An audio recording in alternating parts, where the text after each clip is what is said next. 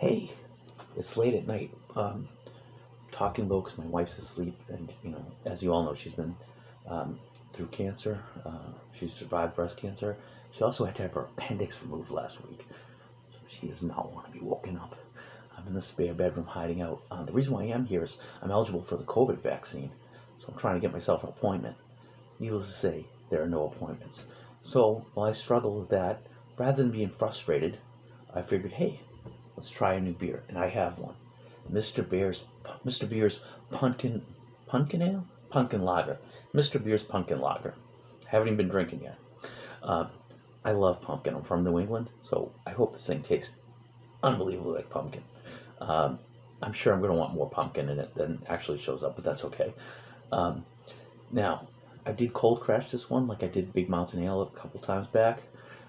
Just because you actually take the pumpkin puree out of the can, you like drop it into the LBK, um, and you also put a spice pack in there and some muslin. You take like pie spice and put it in there. And I just didn't want a bunch of floaty things in the beer. So cold crashing, very quick review. You take your LBK, you put it in your refrigerator, 24 to 48 hours, whatever you think. And you do that right before bottling. And that takes everything that makes it settle in down the bottom. So where you have that trub or the trube or whatever it is, that crap at the bottom, um, you'll have more of that crap at the bottom because it'll take any dead yeast. It'll really just get it all pack in there. And it also gives you a clearer beer. Now, I don't really care too much about a clearer beer, but I also don't want big pumpkin like guts floating around in it either. So anyways, Punkin Lager. I love pumpkin everything, so I'm dying to give this a try. Now, there's one thing that happened. I'm pouring my water into it, right? So what I do is I have filtered water through my fridge, so I pour it all out into this like 1 gallon like lemonade container, and I get two of them. So I have the 2 gallons of water I need for the LBK, to mix the water in. Well, when I'm pouring the second part in, the top thing pops off, right? There's like this little like twitchy valve it pops off and falls into the water. So I'm thinking, great, this could be an infection, could be anything. I quickly wash my hands. I get my spoon, which luckily I left in the sanitizer, and I'm scooping it out. Luckily, nothing bad happened, but my heart stopped because I was like, I really want to try this one. Um, and I've had other pumpkin beers, commercial ones and stuff, and I've loved them. So I'm hoping to love this. I hope it has all the pumpkin I want. I'm sure it'll be a little bit short of that, but that doesn't mean that it will be bad. First, let's take a look. And this one's dark, but I can see my hand through it. It has kind of a nice reddish color. So it's not, extract beers are always dark. We always talk about that. But, oh, God. And it's on so tight I can't open it. Oh, there we go. Yeah, got some carbonation. It messed up my, whatever this thing's called. Can grip opener thing. Let's smell it. Interesting. Smells like beer, but they're really into pumpkin, which, yes, I like pumpkin muffins, I like pumpkin pie, I like pumpkin seeds, I like pumpkin cookies, I like pumpkin bread. I'm a New Englander. Okay, I got my Boston Red Sox mug. I wish they'd stop turning into pumpkins. Alright, so let's try to get a good pour here, a lot of head. This is, again, I'm using my own sugar, measuring my own sugar, and I really like the results doing that. Oh, yeah. Okay, so in the glass it is kind of dark looking, but it's a nice looking beer.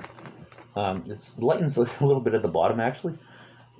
So you can see some, well, I don't know if you can see that because of where the camera is. At the bottom here, there's a nice tinge of almost like a red hue, and then it kind of gets darker as it goes up.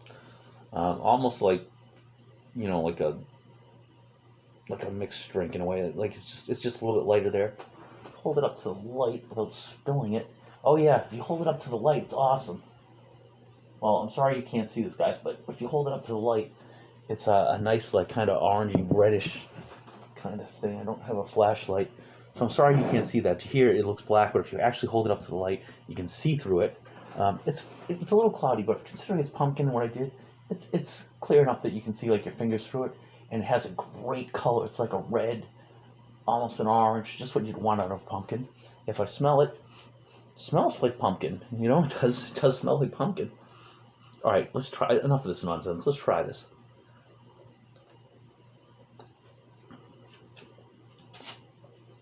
Mmm.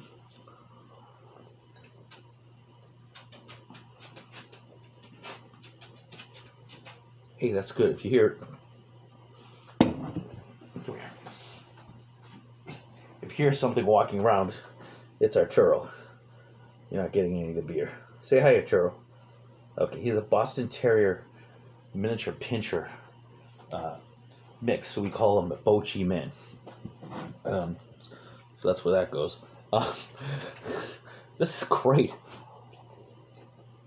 Mm. I can taste, it does have it's mostly front end.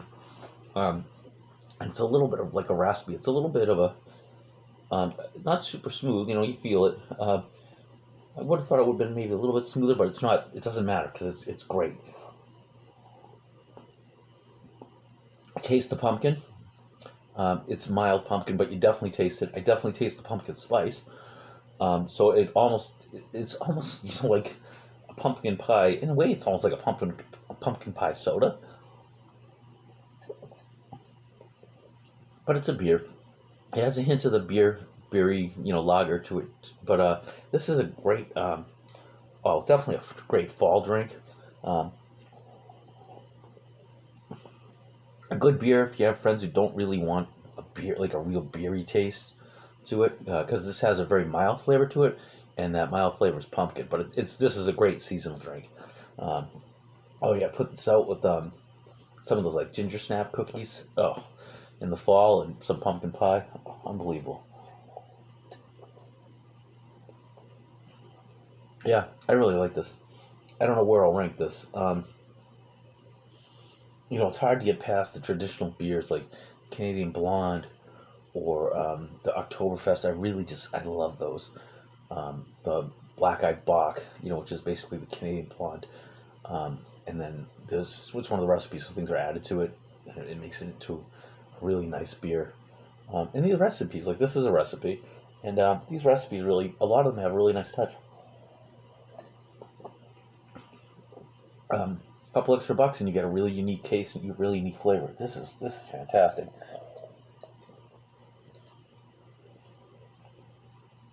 So this wouldn't be my go-to beer, but this would definitely be my once in a year beer.